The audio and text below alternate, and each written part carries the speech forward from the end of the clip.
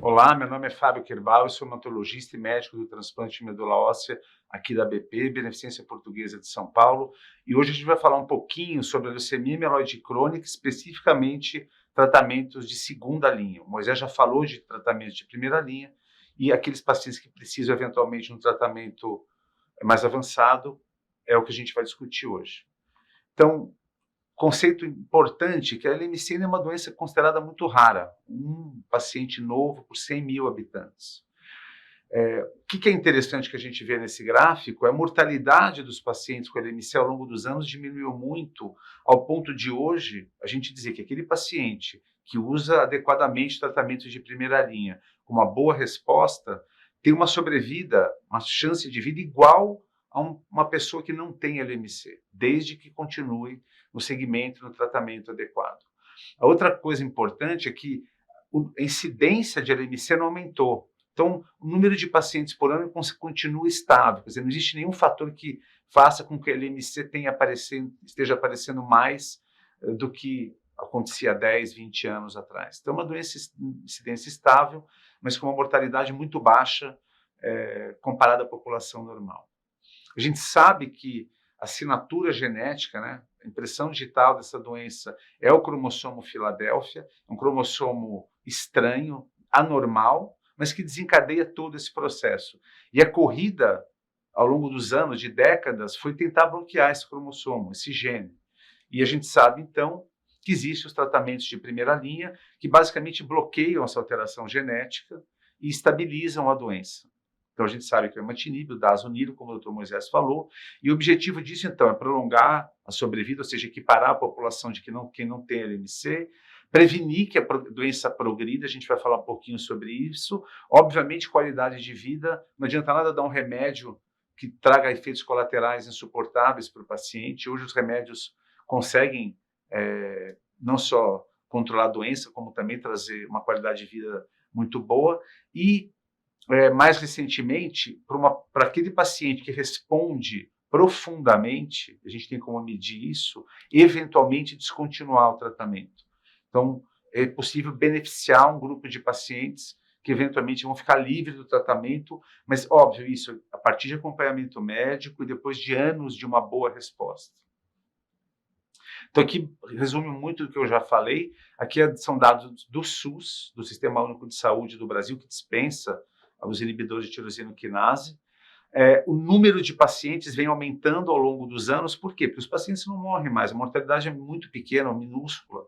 Então, os pacientes com LMC vão aumentando e nos vários serviços, né? Isso mostra o quanto que, de fato, o tratamento é eficaz. E essa barrinha laranja mais escura mostra, de novo, que a incidência ao longo dos anos ela se mantém estável. Então, não houve o aumento do número de novos casos não só no Brasil, como no mundo.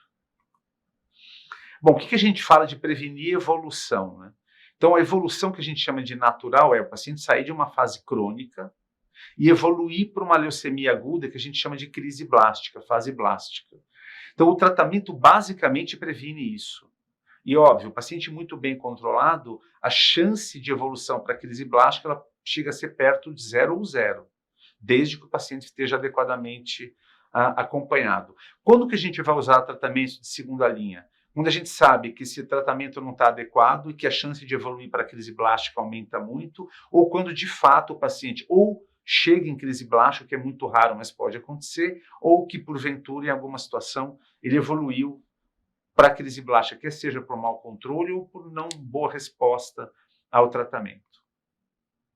Então, hoje os tratamentos de segunda linha, que a gente pode dizer, eles são ainda baseados nos inibidores do cromossomo Filadélfia, né, o inibidor da tirosina quinase, como a gente denomina.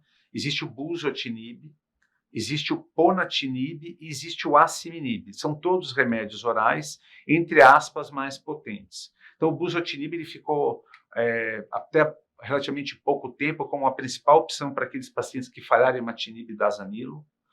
Hoje, nós temos o asciminib, que é uma nova droga, um novo composto oral também de baixa toxicidade e que consegue inibir o cromossomo Filadélfia, alteração genética, em outro ponto. Então, aqueles pacientes que não respondem bem ao inibidor de tirosina quinase de primeira linha, imatinib, que eventualmente trocaram para dasaonilo, e mesmo assim continuam não respondendo bem, você tem como usar o asciminib, e que bloqueia o gene em outra ligação independente do imatinib e dasanilo, e com isso consegue controlar a doença de forma adequada. Então, é um novo medicamento que realmente é possível de ser utilizado nessas situações. O ponatinib é um outro inibidor específico para uma mutação. O que é isso? Aqueles pacientes que se tornam resistentes, que não respondem bem imatinib e dasonilo, eventualmente desenvolvem novas alterações genéticas. E essas alterações, elas conferem resistência a esses remédios. E o ponatinib, ele foi construído, né, ele foi montado exatamente para bloquear essa mutação que é a T315I, que é uma das mais comuns. Então, um remédio alvo para uma mutação específica que confere resistência. E também é um armamento importante em LMC, também LLA, que é o nosso tema dessa aula.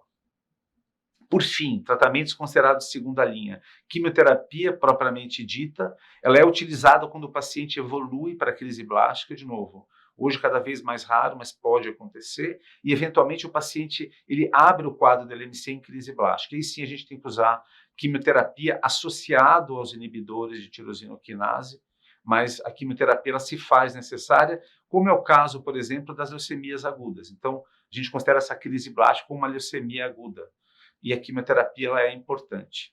E o transplante de medula óssea, para aquele paciente que teve crise blástica, a gente fez a quimio com o inibidor, conseguiu levar o paciente novamente para a fase crônica, e aí sim, o transplante ele é importante para prevenir que tenha uma nova evolução para a crise blástica. Então, em casos muito selecionados, o transplante ele ainda é utilizado nessas situações.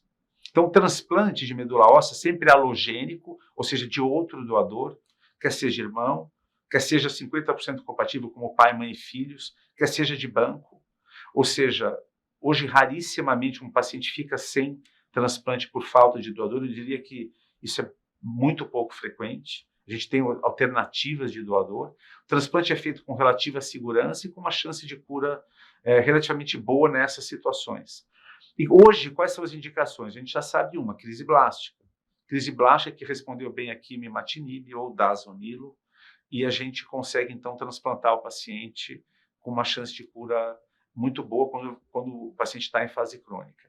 E naqueles pacientes em fase crônica, ditos de alto risco para evolução para crise blástica, o transplante ele pode ser necessário. Isso é cada vez mais incomum, mas a gente tem que estar muito atento, o centro, o médico que está acompanhando o paciente tem que estar atento para prevenir esse tipo de coisa e indicar o transplante no momento adequado. Novamente, muito rara a situação, mas acontece. E quando é isso? Quando o paciente, mesmo utilizando inibidores de primeira, segunda ou terceira linha, ainda tem uma resposta molecular baixa, ou seja, a gente não consegue ver uma negativação adequada do cromossomo Filadélfia, do gene do BCR-ABL, e a gente sabe que isso predispõe à evolução, então a gente tem que bloquear isso com o transplante. E quando o paciente não tolera, muitas vezes o paciente não responde, muitas vezes o paciente não tolera. Não só intolerância por sintomas, mas muitas vezes, por exemplo, o paciente tem contagens muito baixas no sangue, ele é muito sensível ao imatinib, dasanilo, e isso faz com que a gente não consiga administrar o remédio de forma adequada. Isso também é relativamente raro, mas pode acontecer. E como a gente não está conseguindo bloquear o gene com a medicação oral, a gente tem que utilizar o transplante para evitar que o paciente evolua para a crise blástica. Então, eu volto a dizer, transplante de medula óssea halogênico, tem essas indicações precisas. Ela sempre tem que ser indicada de forma precoce, porque muitas vezes é tarde demais, como a gente diz. Então, o médico tem que detectar essas situações. E eu volto a dizer, ele é feito de forma segura. Obviamente, existem riscos, mas riscos calculados e de forma segura naqueles pacientes em fase crônica e com um bom doador e um bom centro de transplante. E ficamos disponíveis aqui até a próxima aula.